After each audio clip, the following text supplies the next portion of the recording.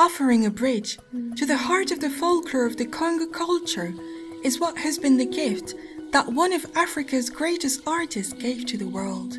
With an unshakable determination to live her life as a woman in the most truthful expression of her art, she became the symbol of an entire generation and the most beautiful representative of her native region, Kasai Occidental. Never did the determinism of the start of a life, vividly torn apart by the tumults of life, will be an obstacle to the exceptional destiny of this singer who will move the heart of so many men and inspire the choices of so many women of her time. Courage, determination, talent, beauty and triumph stamped the life of the most famous Congolese dancer of the late 20th century. Her name is Tshala Muana.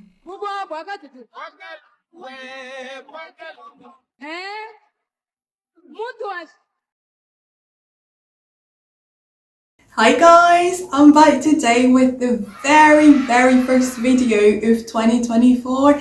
I know it's been ages, but I was really busy doing the first documentary that I released in November. It was just lots of work and researching things, doing the editing, writing the documentary. So it took me a long time, but it was worth it because of all the good feedback that I've received from the French version of the documentary. I do know the English version is not out just yet, but it's simply because I'm still doing the translation. Then I'm gonna have to do all the editing, the voice off and all of that. So it's gonna take me a little bit of time, but don't worry, I'm still on it, and I didn't forget all the English speaking or non-French subscribers on the channel. I see you out there and I send you lots of love. And I'm happy to be back with these stories of artists, because I think it's one of my favorite things to do on the channel, as well as singing, obviously, because I'm a communication professional. Talking, that's my thing. I talk a lot. So yeah, I'm just happy to be back, really. I know the last one I've done was, I think it was in June or July, I can't even remember, 2023. I think it was Tina Turner's video, but since then I haven't done any. I have a very long list of artists I want to show the story of, but it's taking me a little bit of time because YouTube is my passion, but I have a full-time job on the other side and I'm really busy with that one as well. So, but yeah, I'm back and I'm really pleased to be back. Please let me wish you a beautiful 2024 year, wishing you all the best, health first, because that's essential, and anything that just brings you lots of love and happiness. I wish you to have this for this year and all the upcoming ones. I'm pleased to be back. Let's get started. So today we're gonna dive into the story of an artist that I'm absolutely fascinated by. Her name is obviously Tshala Muana, and this artist is someone that I have lots of admiration for, simply because she's a woman who really spot the light on a different aspect of the Congolese culture, because she was originally from the region of Kasai Occidental, which really was at the time somewhere where the culture was not always known by everyone and was completely unknown for some people in Africa and throughout the world. And her talent was at the root of the booming internationalization, I can't say this word, internationalization of the culture from Kasai Occidental. And what she did was exceptional, and she really is a pioneer in that sense. And this video, I really thought about doing it for a very long time, but because I do understand Lingala, which is one of the languages spoken in Congo, but I'm not 100% fluent, I didn't want to do a video where I didn't have enough background and knowledge, because all the video I could find were mainly in Lingala. So I had a lovely subscriber who reached out to me asking me if I could do the video, and he gave me so much support on that video because he knows some of Tshala Muana's relatives. So what he did, he gave me so many detailed information that it was only thanks to him that I could do this video. Otherwise, I wouldn't have been able to do it because I didn't want to do something without having enough truthful information about the artist. So, before we start, can we all go in the comment section and thank Raoul, because this video is available thanks to him. If you can all go down in the comment section and write, thank you, Raoul. I'll much appreciate. Thank you so much again for all your help on this video. Let's get started for real this time. Elisabeth Tshala Muana was born on the 13th of May 1958. And if I'm emphasizing the fact that she was born in 1958, it's simply because if you know a little bit about the history of the Republic Democratic of Congo, the independence was in 1960.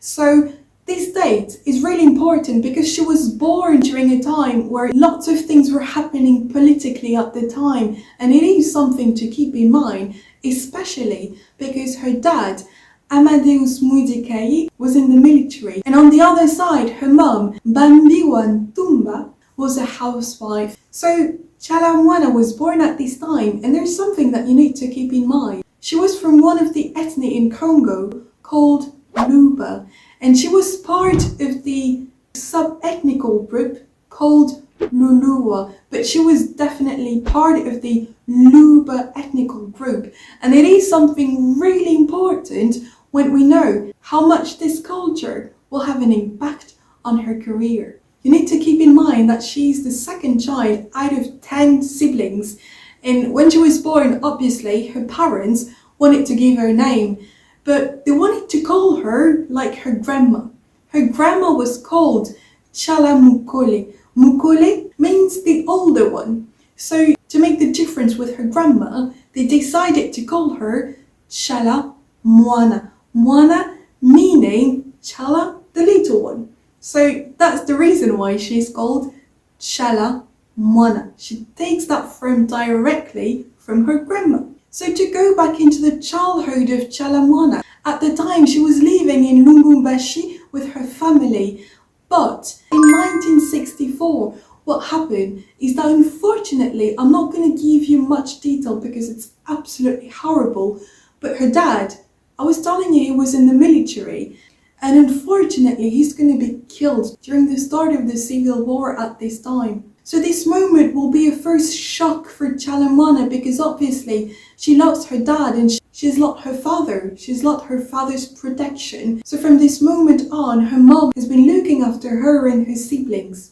And because obviously she was living in extreme poverty and it was really difficult for her, she stayed for 5 years in the military camp of Kimbembe in Lubumbashi. But after 5 years, it's just going to be too much for her because she's going to be looking after 10 kids by herself. So she's going to make the conscious decision of leaving Lubumbashi and go back to her home village. So at 11 years old, herself, her mom and all her siblings are all going to move back to her mom's native village. And when they're going to arrive over there, it's going to be a new chapter for Tshala because she's going to be discovering not only life in this village, but also she's also going to encounter, discover and rediscover the culture of the Luba tribe, her ethnic group. So moving to Kananga will be a completely new chapter for Tshala because she's going to be very young. She's obviously just going to be 11 years old. But for her, it's going to be completely diving into the Luba culture. She's going to be discovering the rhythm, the dancing, the culture, and all of this will be at the root of her identity. And in the future, obviously, when we know her story, it's going to be at the root of her artistic identity as well. And there's something that Tshala Muana will absolutely love. It is a very specific tradition in the Luba culture. So this tradition was basically whenever a woman was giving birth, and especially if a woman was giving birth to twins, there was this tradition, and I really want to emphasize this. This tradition was exclusively for women. No man was included in this. It was really for women. And you're going to understand why I'm reciting this now, but please keep in mind that this tradition was for women and it was about women. So this tradition was all about women gathering in a specific room and starting to dance with their hips. So they were making this very lots of movement with their hips, and this tradition was a very, very, very old tradition in the Luba culture to celebrate whenever a woman was giving birth to a child. And Tshala Muana grew up with that. She grew up with this rhythm, with these dancings, and it is something that she's going to keep in mind, and something that obviously going to build up her identity and her artistic identity when she's going to become the artist that she's been. And another reason why I'm emphasizing the fact that this was exclusively a female tradition is also because at this time it was a very, very, very traditional and conservative culture in the Luba village she grew up in. So you also need to keep in mind at this time she was living in this very rural life, very poor life, which is one of the reasons why her mum is going to take a decision that is absolutely going to transform her life.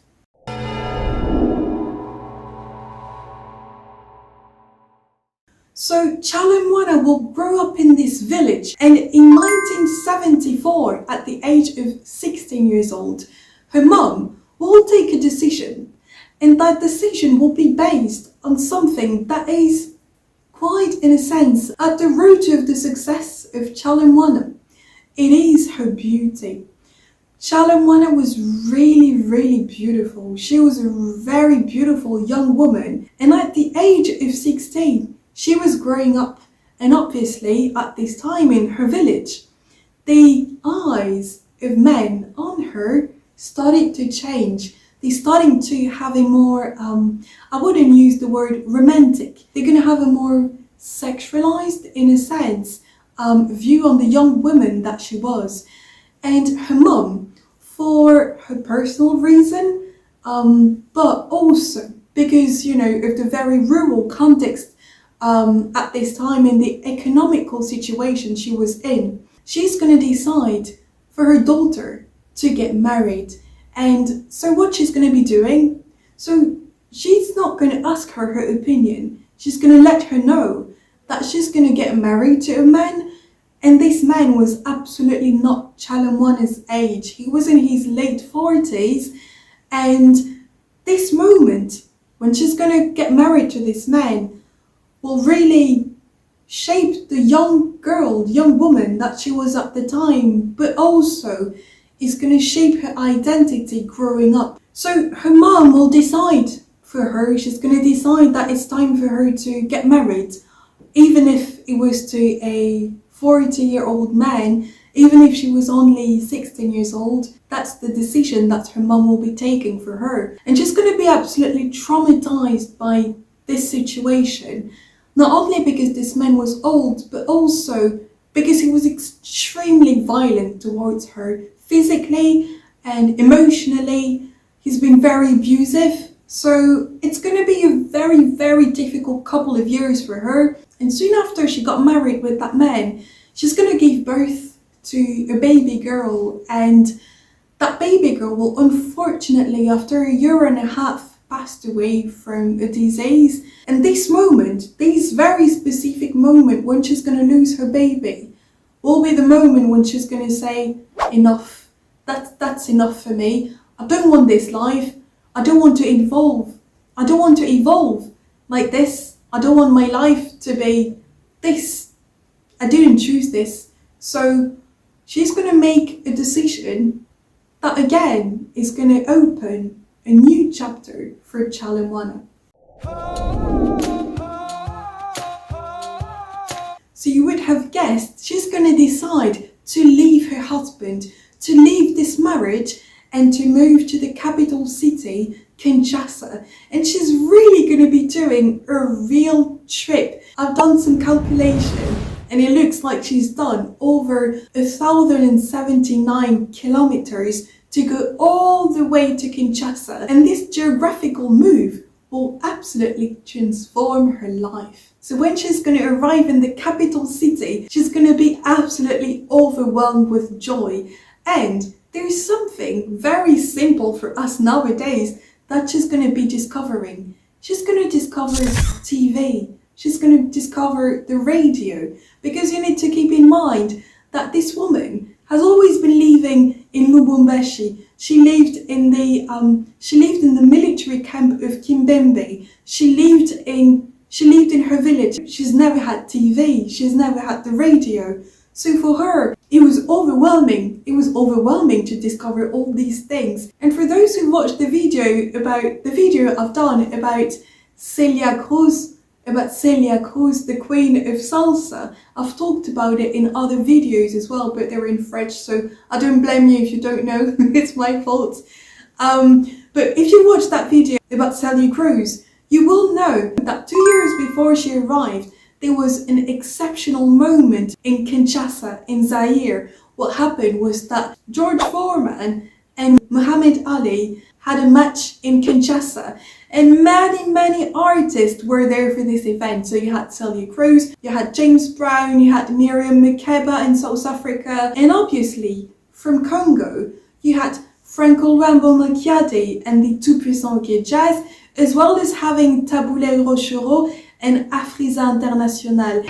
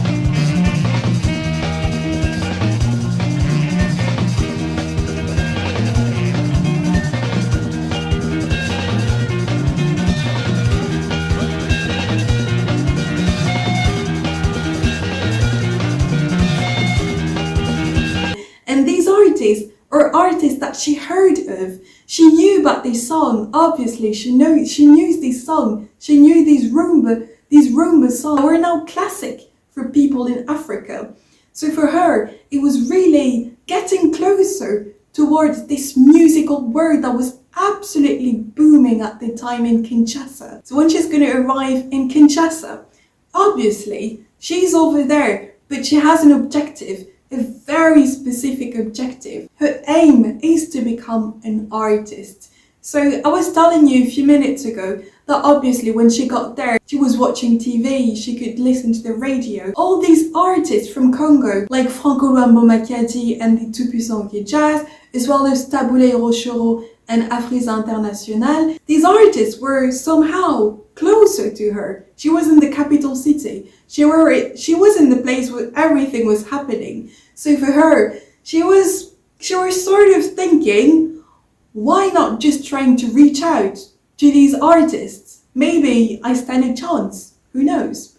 So that's what she did. She tried to talk to people from Tout-Puissant Jazz. She tried to talk to people from Afriza International.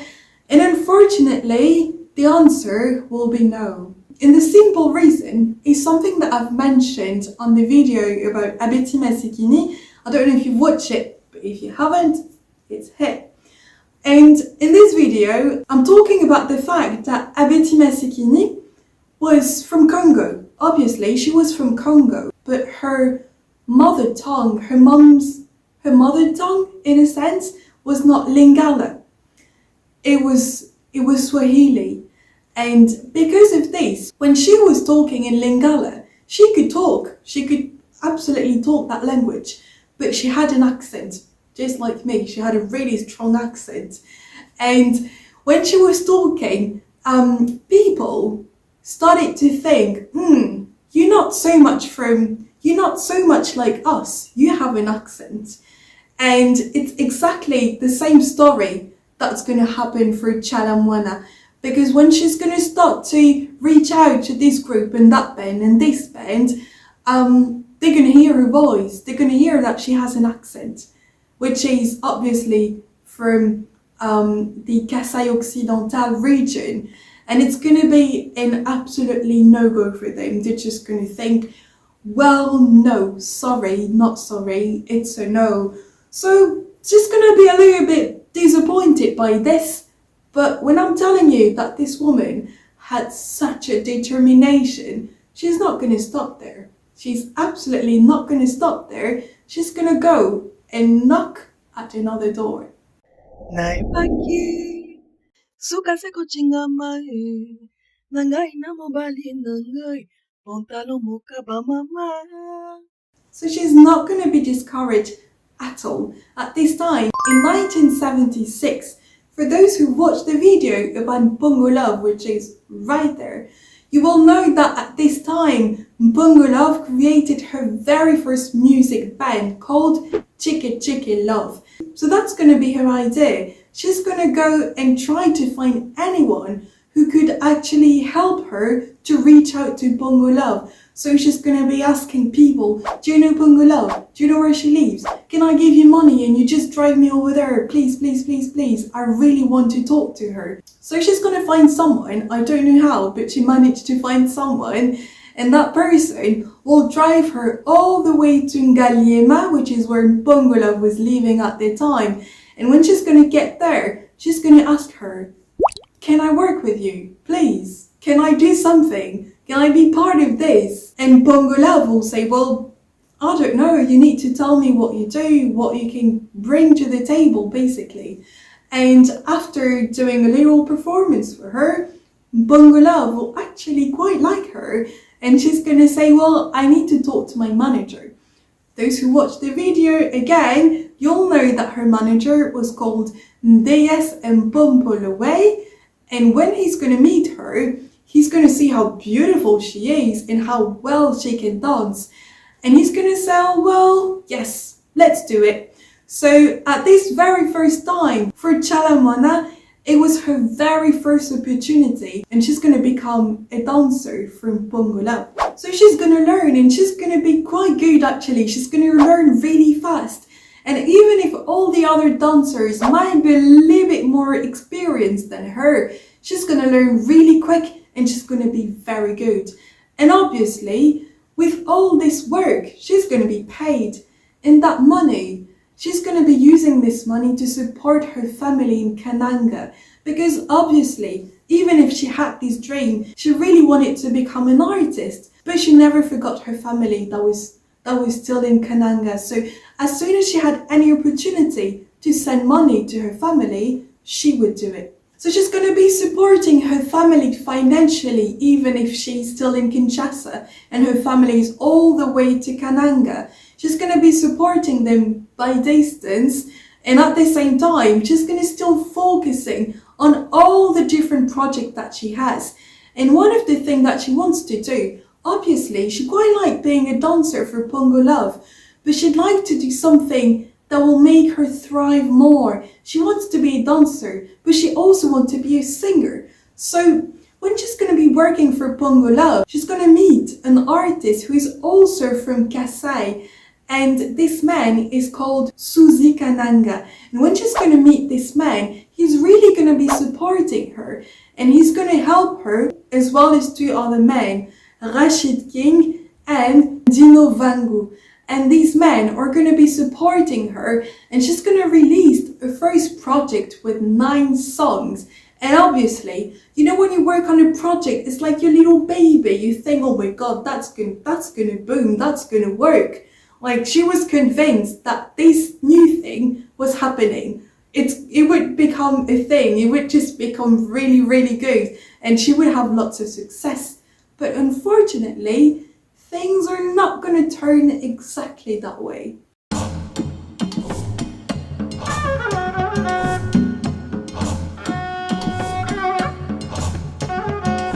So none of the song of this very first music project will work. And there's going to be three main reasons. The very first one being, if you remember, when I was talking about Abeti Masikina and the fact that when she released her very first album, she was singing in Swahili, in English, obviously in Lingala as well. But the song that she did at the time didn't really click with the public simply because of her accent. And it's going to be the exact same story for Tshala Muana. She had an accent from the Luba tribe, the Luba culture, and it was completely different from anything you could hear in Kinshasa. So it's not going to work. And another reason, it might be because obviously she was still a very young artist. She didn't have a specifically defined artistic line. And it's the fact that she was very much trying to copy the way that Mpongo would sing. Mpongo had a very distinguished way of singing and a very specific type of voice. And in a sense, she was trying to mimic that way of singing. And it's not going to work. And the last thing is that some of the songs that she did were in Chiluba. Chiluba is one of the languages spoken in Congo, but not everyone speaks that language. So these are going to be the three main reasons why the public is not going to click with this first musical project. To the point that the public will give her a nickname, which is Mowuta, and it means from the village. So she's going to be a little bit disappointed, obviously, but again, this woman's determination never failed, so she's going to keep on trying and trying. Even if she had a really strong determination, you know, that she still needed to work in the music industry. She couldn't just be like, well, I just want to be an artist, you know. So she tried to knock again at the door of Mpongo, but this time her manager, DSM Pompoluwe, will say, well, no, that's too late, I'm sorry, that's way too late.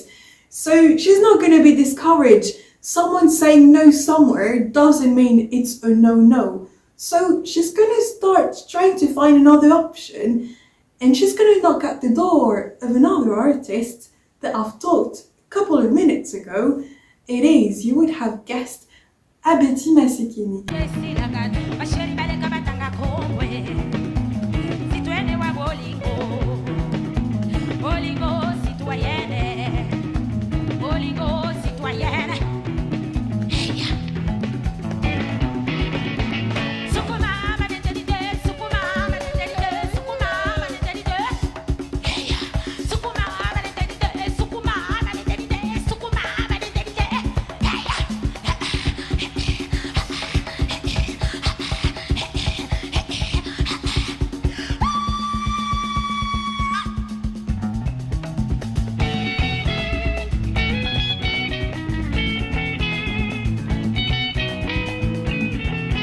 Those who watched the video about Abeti Masikina, you would remember that she was someone with a very good heart. She was very kind. She was a very kind woman. So when Tshala Muana, this young girl, was full of enthusiasm, just knocked at her door and asked, can I work with you? Please, can I just do something to be working closely with you? She's going to say, of course you can. So there's going to be another step for her to still be in the music world and at the same time to gradually evolve in the music world. To become this thriving, accomplished artist that she was really dreaming about, she's going to make the decision that another artist at the time, and I've already talked about this artist and I've done one of his songs as a cover, Luba, you would have guessed, for those who know already, it is Tshala Muana. She's going to take the exact same decision as him when he was realizing the limits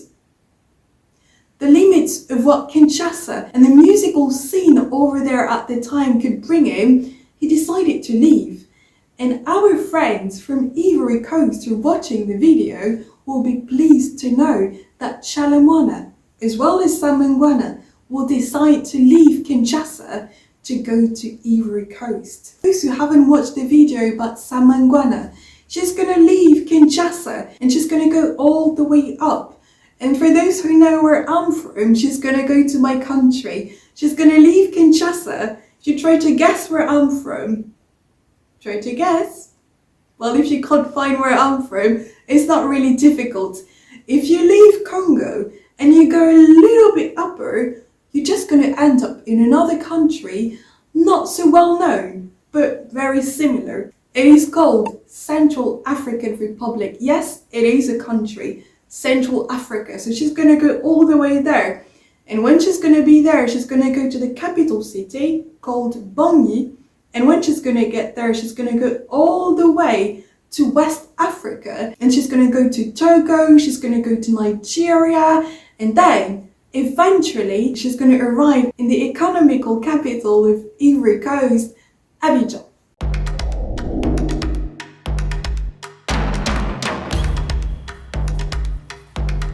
Why did she decide to go all the way to Ivory Coast? Well, there is a very specific reason.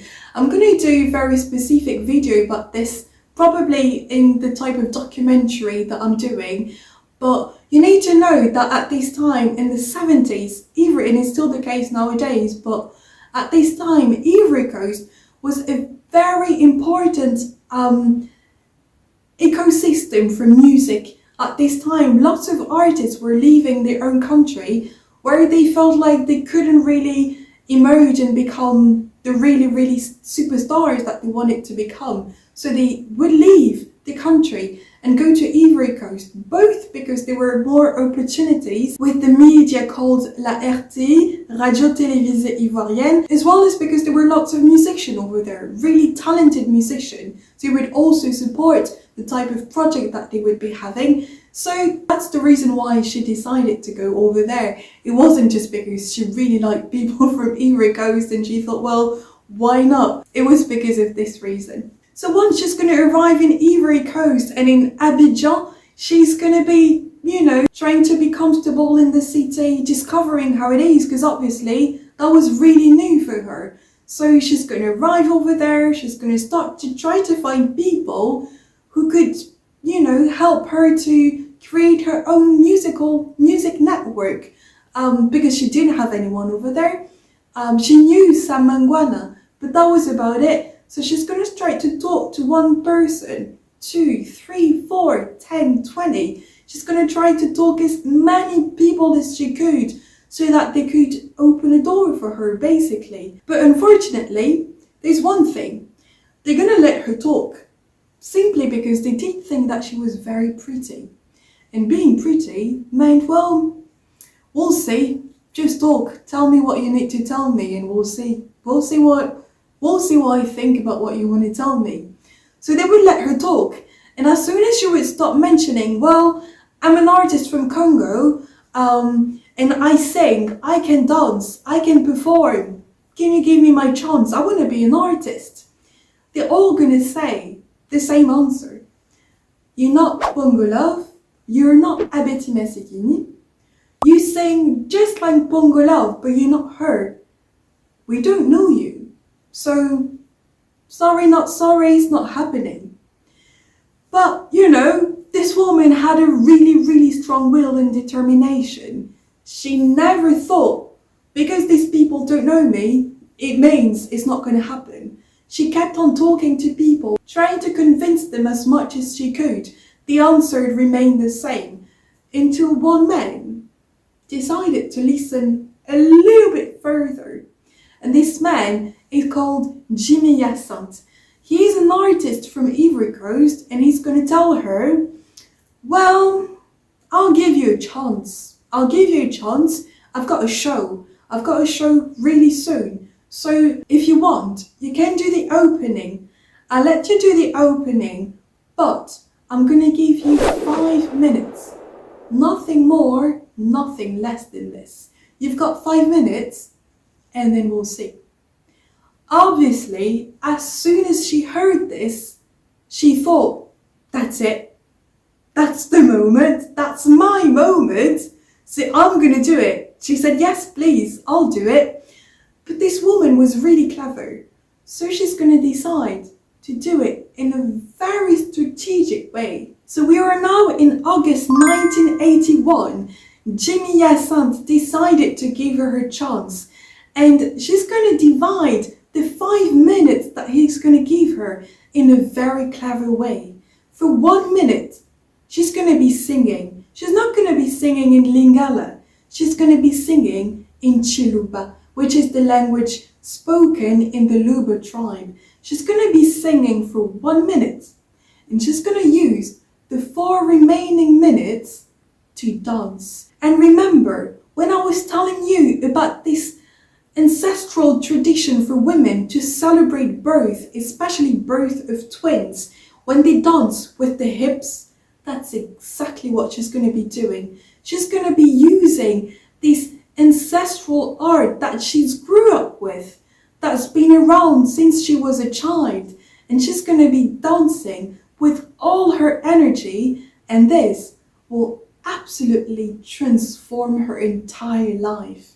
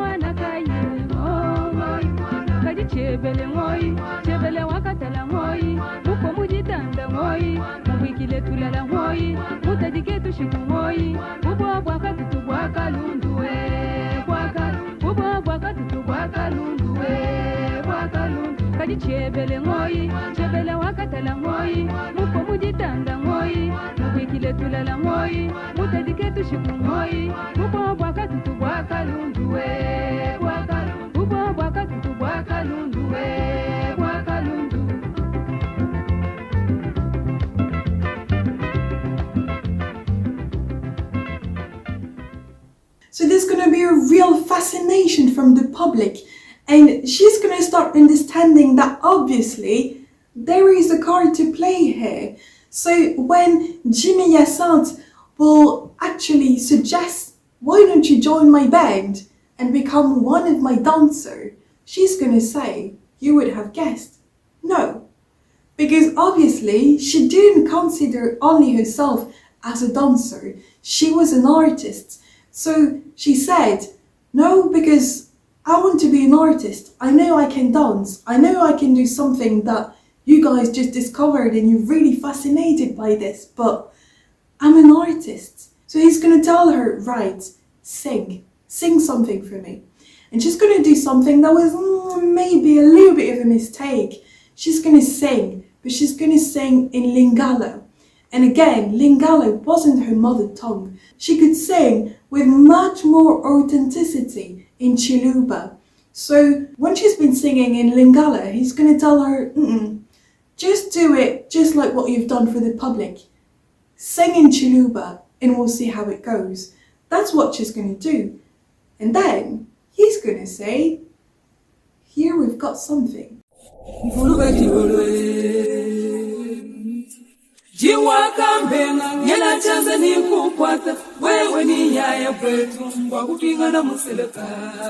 So before we go into a little bit more details about this moment when she's actually going to be singing in Chiluba, I just wanted to remind you that I didn't pronounce the word Mutuashi just yet.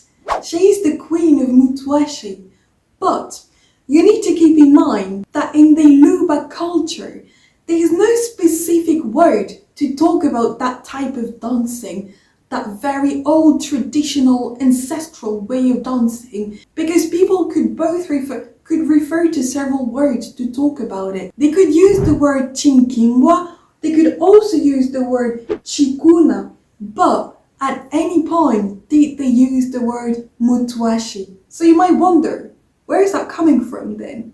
So in the Chiluba language, which is spoken by the Luba tribe, there is a word that is used that is very close to Mutuashi. This word is called Mutuas, and it means to shake. So when you know the type of hips movement that Tshala Muana had to be doing when she was doing this very specific type of folklore dance, you would understand easily why this word is very close to Mutuashi. She actually created that word herself, and the public in Ivory Coast started to use the word Mutuashi to refer to that type of dancing. So Mutuashi is actually a word that she created to talk about that way of dancing.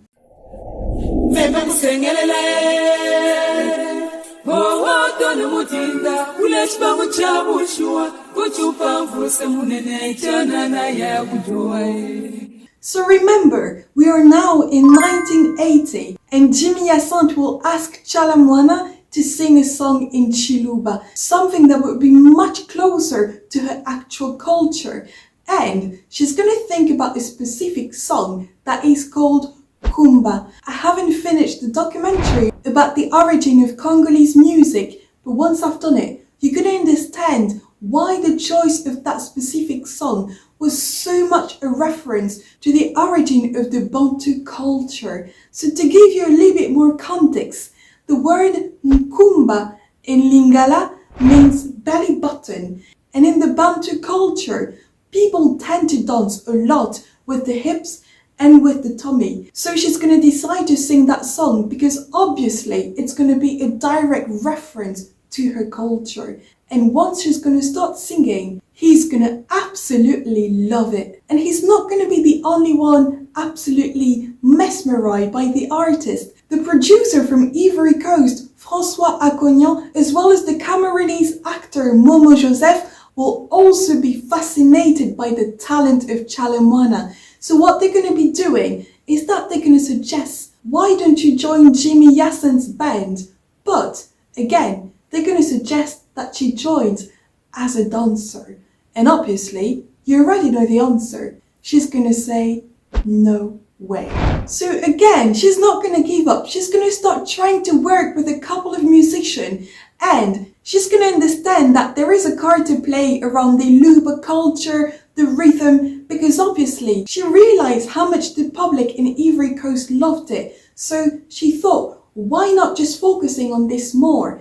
And she's going to try and start to work with a couple of musicians. But unfortunately, they're not going to master the subtlety of the rhythm of the Luba culture. But luckily, Suzy Kaseya, remember, who was the first who believed in her, will be in Ivory Coast. And they're going to work together to create a real identity, a real artistic identity for Tshala Muana around the Luba culture. And that's how one of her very first success, the song Amina, will emerge.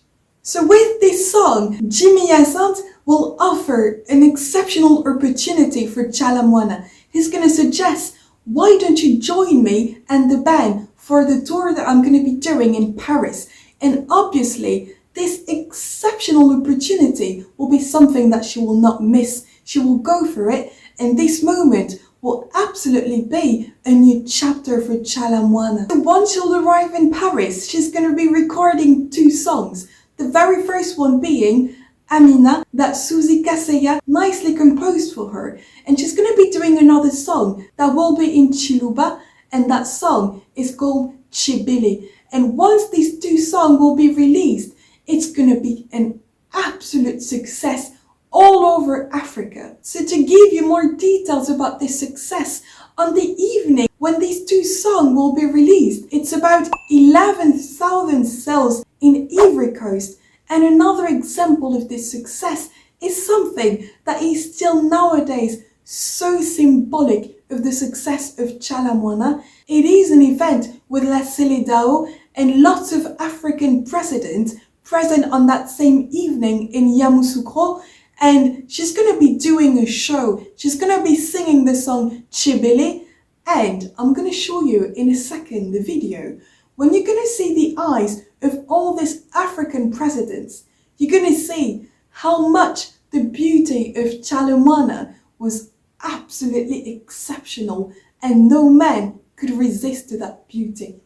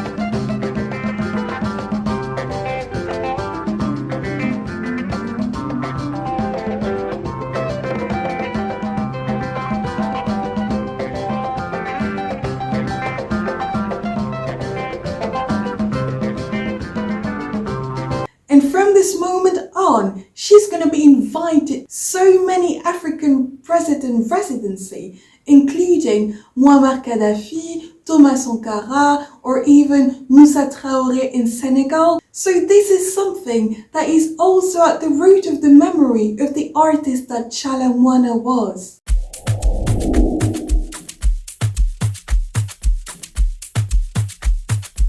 So obviously, all these African presidents were not the only one who were under the beauty spell of Tshala Muana.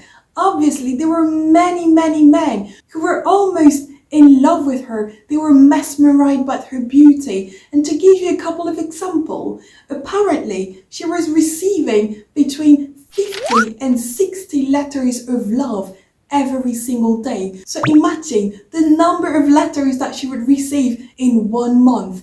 And apparently when she was living in Ivory Coast, some of her fans were also trying to squeeze around and get as close as they could to her residency, to her house, to get a glimpse of the artist.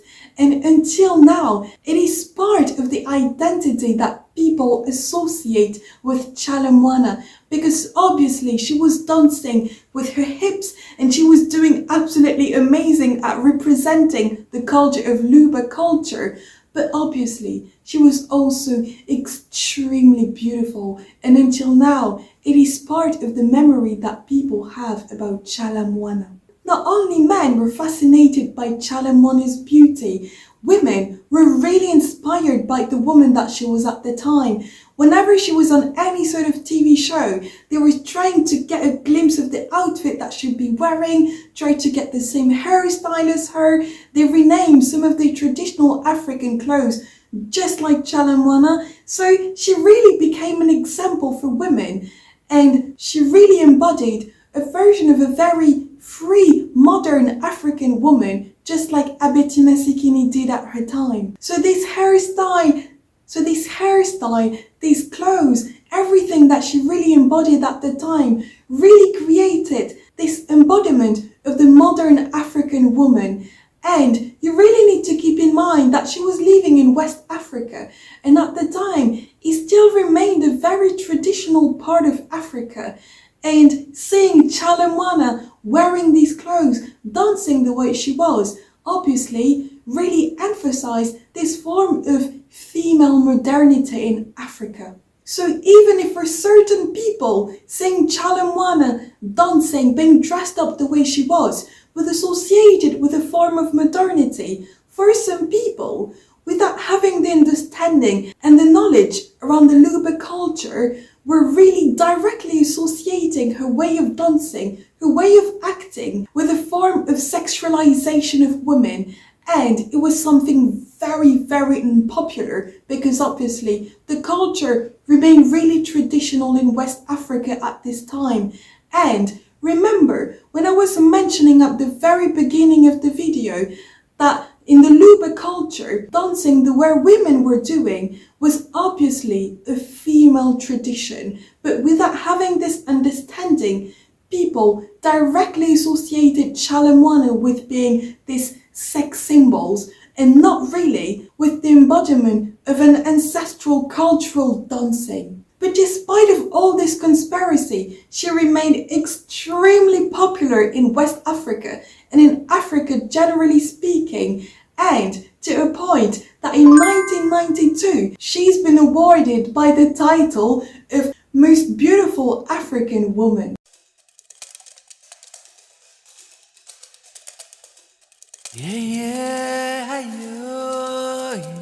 So you would have guessed that being in love with Tshala Muana came with a couple of challenges, and it is exactly what's going to happen for an artist, a musician from Ivory Coast called François Luga. He's going to fall madly in love with Tshala Muana, and in 1984 they're going to decide to get married. So this will be an absolute event all over Africa. You need to think nowadays, let's say, Chinina getting married with Flavor. These two Nigerian artists getting married. It's an absolute event in the continent. So that's exactly the same vibe at the time. So a couple of weeks before they get married, she's gonna decide to cancel the wedding. Obviously, it's absolutely gonna break his heart. But you need to keep in mind that when she was 16 years old, she got married with a man. And in the Luba culture, in the Luba beliefs, apparently, when a woman is married to a man, she has to remain married to that man. She cannot be unfaithful. And the consequence of being unfaithful in the Luba culture is the most definite one. It is death. So apparently, it is the reason why she was too scared of getting married and decided to cancel her wedding. Obviously, these are rumors. She never actually officially gave the real reason why she decided to cancel it, but this moment sort of divided her fans because François Luga was someone very popular. So part of her public sort of have resentment towards her because she cancelled her wedding with him.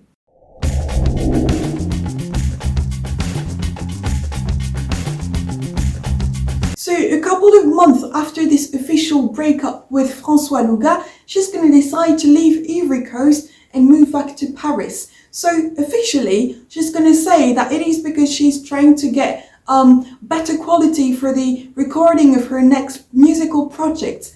But in reality, a couple of years later, she's going to admit that the fact that some of her fans were having almost hatred towards her about this situation with François Luga, as well as all the criticism and the jealousy that she was receiving towards some of the musicians in Ivory Coast, will make her decide to leave the country. So when she's going to arrive in Paris, she's going to meet a man. And I think that this moment is really symbolic of how much power and feminine energy Tshala Muana had and how much it had an impact on men. So this man, I'm not going to say anything. I'm just going to let him explain how much he was mesmerized by Tshala Muana. Je vais vous raconter une petite histoire par rapport à la chanson que je vais faire maintenant. Il y a quelques années de ça, j'ai croisé la route de Tshala Muana. Je t'avoue que j'étais assez impressionné. Et du coup, je me suis dit, il faut absolument que je fasse la cour à cette jeune femme. Donc, j'ai tenté ma chance. Franchement, elle ne m'a même pas regardé. Bon, alors du coup, je me suis dit, je vais changer de stratégie. Je vais écrire une chanson. Je vais mettre 2 mots en lingala dedans. Et peut-être que si la chanson est bien, peut-être qu'elle va jeter un œil sur moi. Elle va se dire peut-être que ce mec-là n'est pas si mauvais que ça. Alors, j'ai fait la chanson. Mais ça n'a pas marché non plus. Alors, elle ne sait pas que j'ai fait cette chanson-là pour elle. Mais bon, je dis ça ce soir parce que bon, comme c'est son anniversaire. Donc, je vais vous faire la chanson. Peut-être que vous allez reconnaître, peut-être que vous allez aimer. On va vous en faire un petit bout.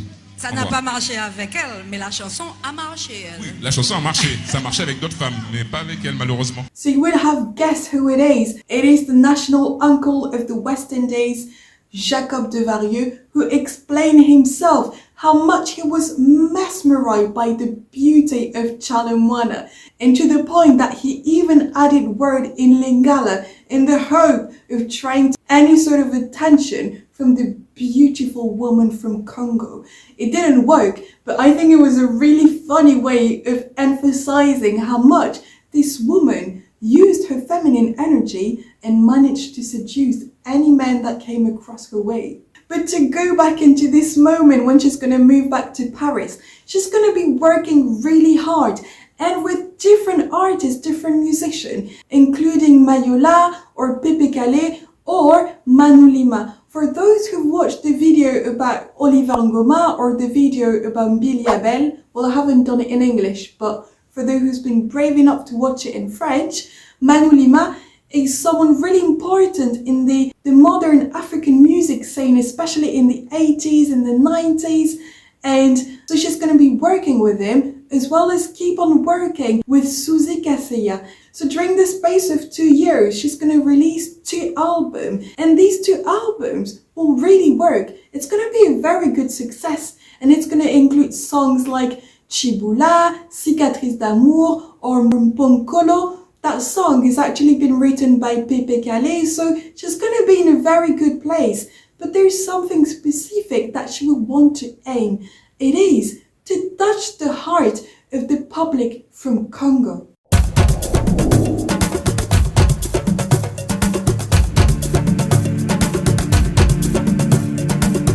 So in 1985, when she's going to release the song Mpongo, it is a song that is going to work quite well with the public in Congo.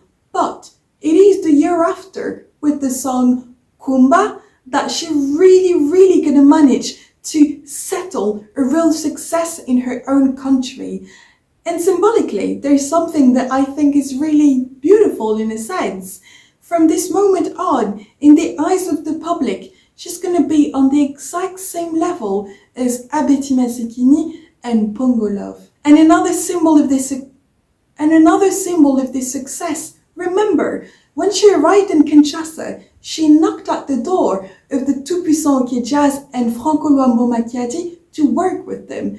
And a couple of years later, he's actually going to invite her to do a concert together in Kinshasa. And symbolically again, it is a step forward for her, because now even men who were heavily dominating the musical scene at the time recognize the talent of Tshala Muana. In 1989, for the very first time, she's going to tour in the Kasai Occidental region. It's going to be an absolute triumph, to the extent that Mobutu, the following year, will reward her of the prize of Chevalier d'Or de la Médaille du Léopard and thank her for bringing light on the culture of Kasai Occidental and the Luba culture. But her greatest album will be released in 1996, and this album is simply called Mutuashi. In her home country, it's going to be a little bit of a mixed feeling around this album, because she's going to add a couple of rhythm around salsa music, but still, it's going to be a very good success for Tshala Muana.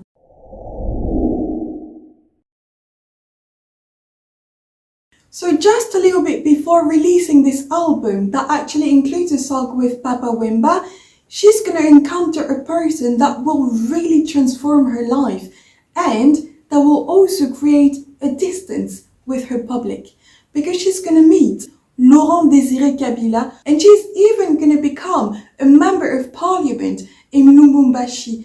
And you also need to keep in mind that once she's going to be politically committed, her style will completely change. Obviously, people had this vision of her, of a very modern woman, and she's going to start going into a style that was much more simple and discreet. And it is something that she's going to keep until the end of her life. Malu katonda bakole, kutonda nkumba kutonda nibalela, kutonda ntonto jiwanyi ngala pankach, ujika ine malu ele mulumulwe. So in 2001, Kabila has been assassinated, and it is at this moment that she's going to step back from the political scene. Even if she's still going to be leading the Regroupement des Femmes Congolaises, she's going to release the first album in 2001, but it is in 2003 with the album Malu that her career will absolutely boom, because the song Malu is something that is now really rooted and part of the culture in Congo. Any sort of family gathering, wedding, anniversaries, you're gonna have this song. And this song is also very symbolic, because it is with that song that she's gonna get her nickname, which is Mamu Nationale. So between 1905 and 1922, she's gonna release 8 more albums, and all of these albums are going to be great success. And unfortunately, Tshala Muana passed away in 2022, but she remains a national treasure, and the influence that she had is still really vivid in the Congolese and modern African culture. And she really is a pioneer because of her life story, how she managed to take all of this ancestral background that came from her village and make it a key aspect of the Congolese music and the Congolese culture. And even if she's missed by many nowadays, we do know that her legacy remains, and I'm really pleased to have shared a small part of her story with all of you. And I hope that if you're discovering that name today, you will remember Tshala Muana. I'll see you all next week.